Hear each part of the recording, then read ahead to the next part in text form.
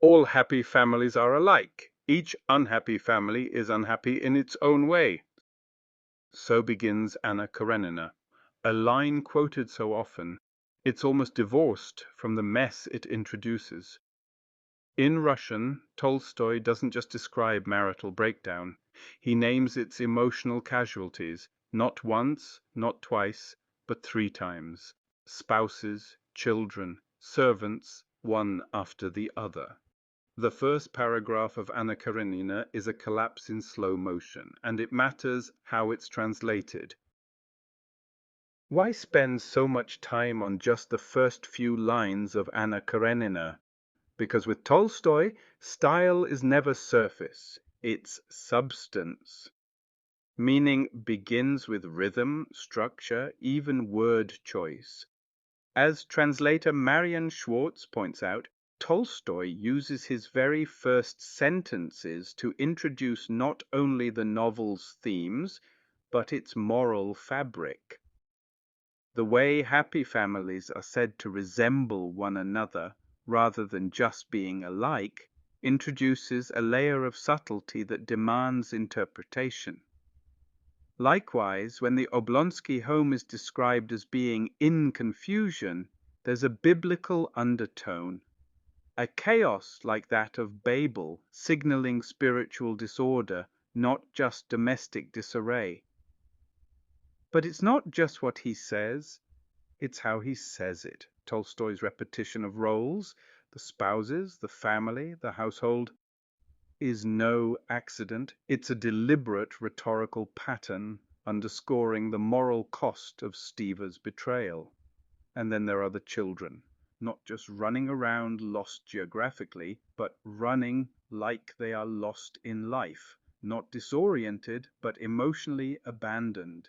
So yes, these 4 questions may seem like the kind of thing only a nerd would ask, but they matter because they show how each translator chooses to represent Tolstoy's voice, or to revise it.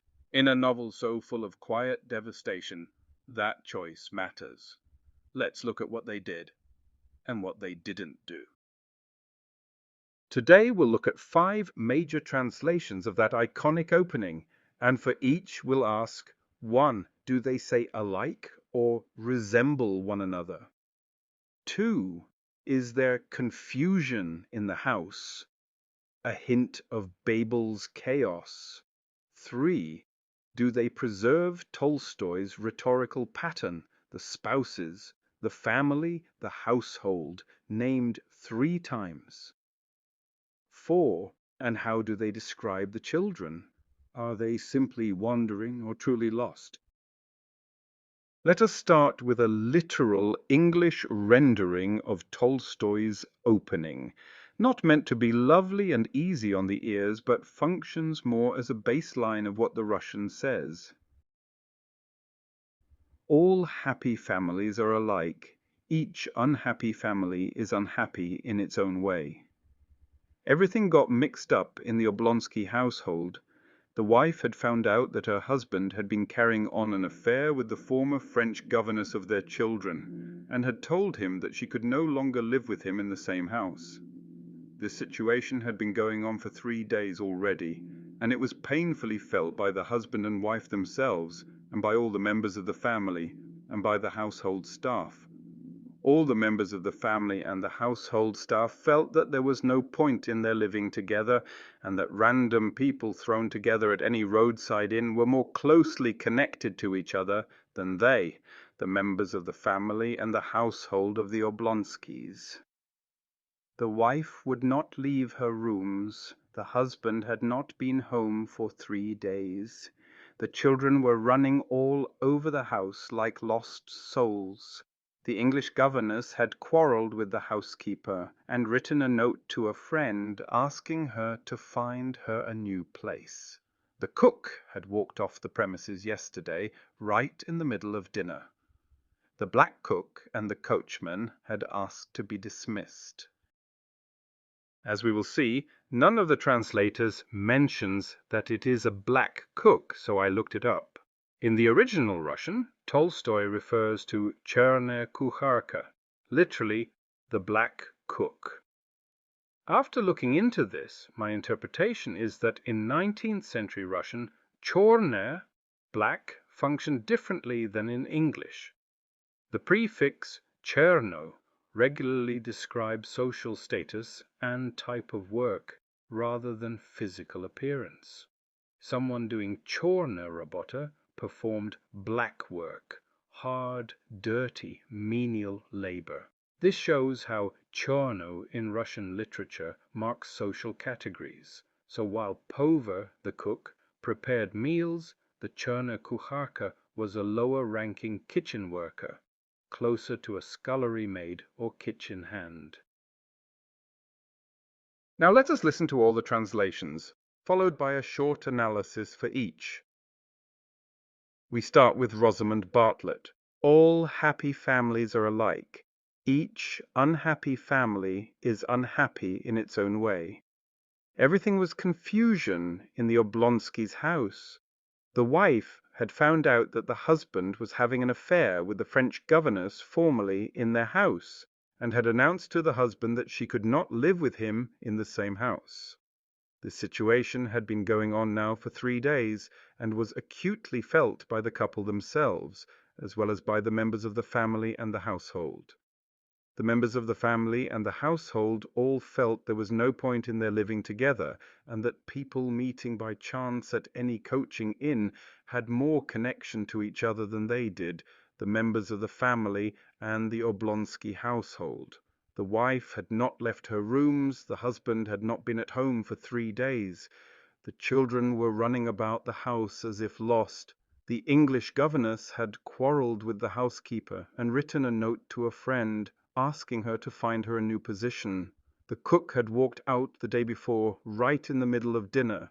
The scullery maid and the coachman had given notice. Let's look at a swift analysis. Alike matches Tolstoy's tone of simple fatalism. Confusion. The word opens the main paragraph. It echoes Babel. Threefold naming. Bartlett names the members of the family and the household 3 times, mirroring Tolstoy's pattern. Children, running about the house as if lost.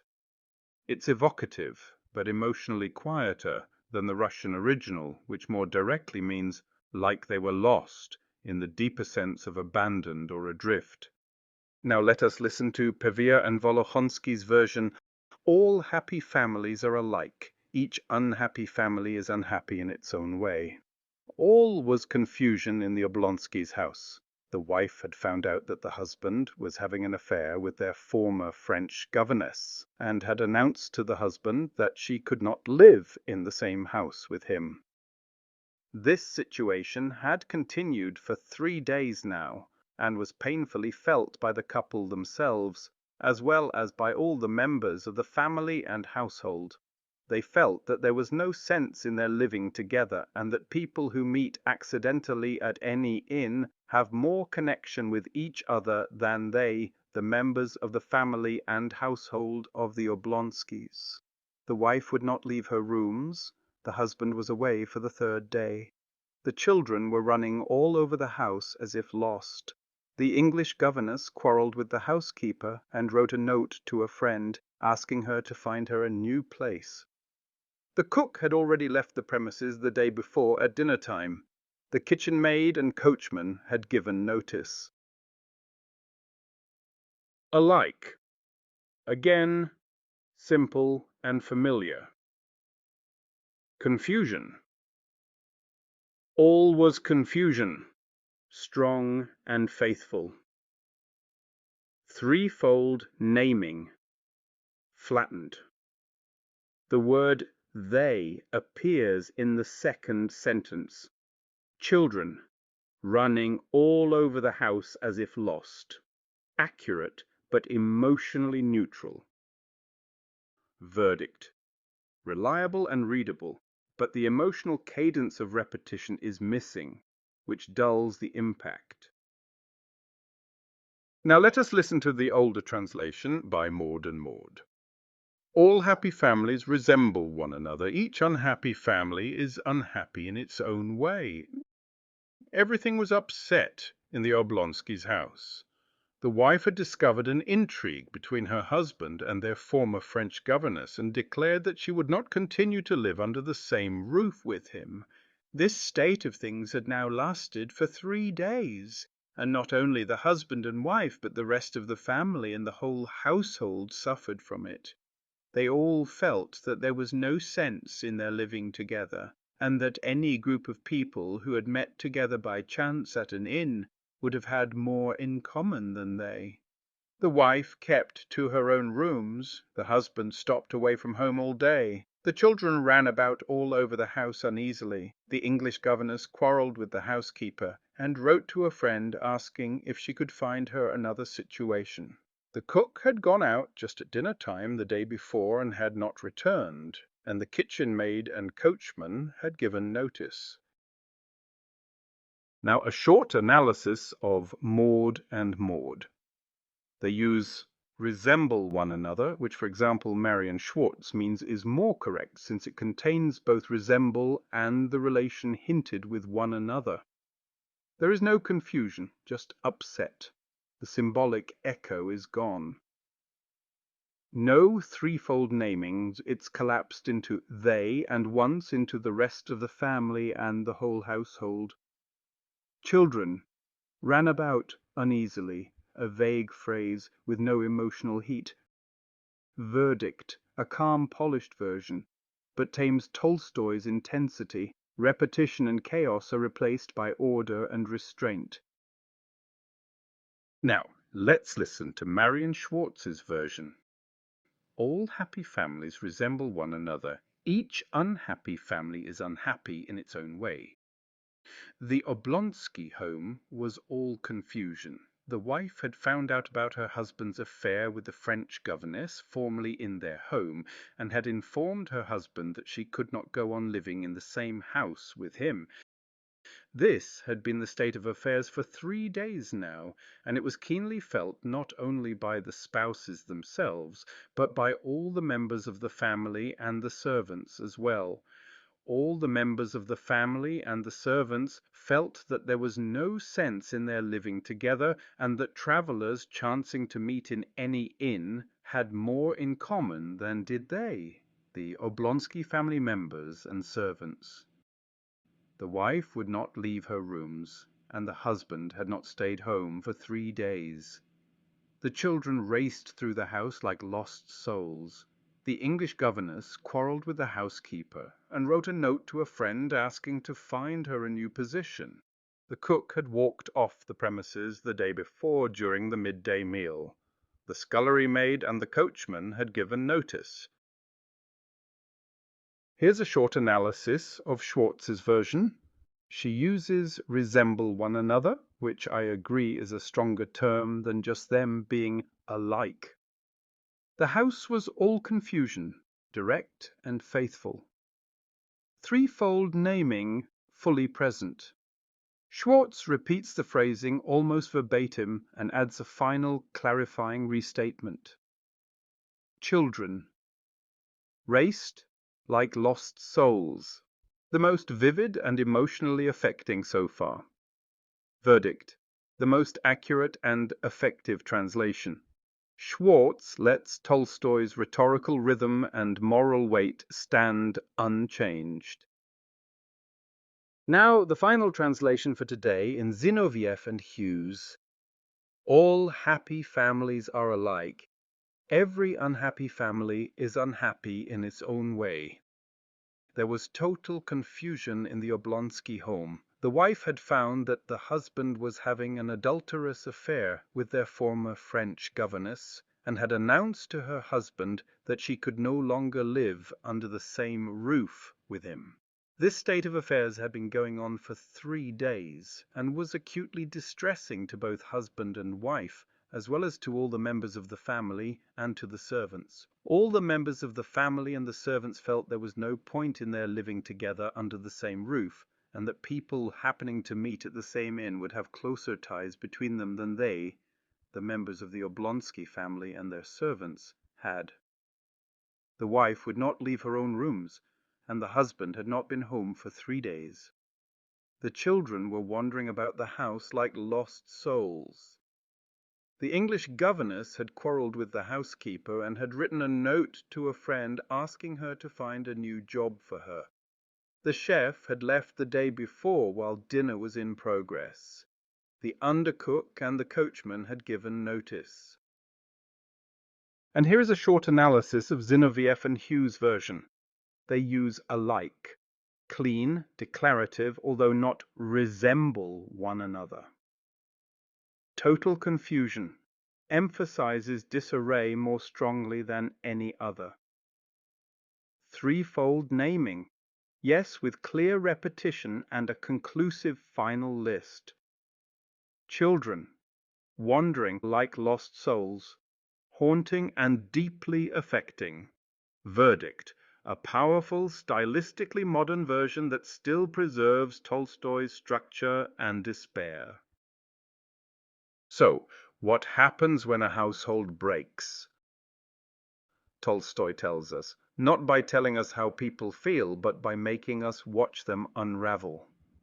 He repeats who is suffering. He names them again and again, the spouses, the family, the servants, the children. These people are not a vague they. Instead, they are each a world breaking down.